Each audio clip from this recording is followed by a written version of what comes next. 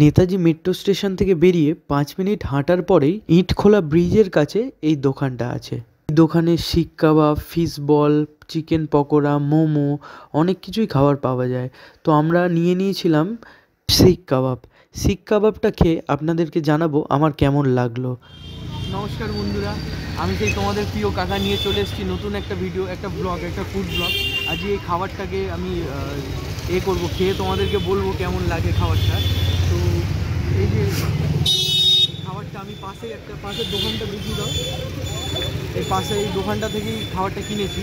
তো 50 টাকা নিয়েছে, আমি খেয়ে দেখি আগে, আমি খেয়ে বলছি তোমাদের কেমন লাগে। ভালোই খেতে, 50 টাকা অনুযায়ী ঠিক আছে। পেঁয়াজ, একটু পেঁয়াজ আছে, এটা সস আছে সবুজ, আর কাবাব খুব সুন্দর খেতে লাগছে। ভালো লাগছে খেতে। খালি একটু ঝাল বেশি, ঝাল বেশি লাগছে, মানে চাটনিটা একটু ঝালটা বেশি লাগে। আচ্ছা আচ্ছা, ঠিক আছে।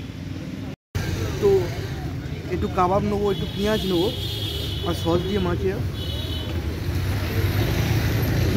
খুব ভালো লাগছে, খারাপ না, খুব সুন্দর।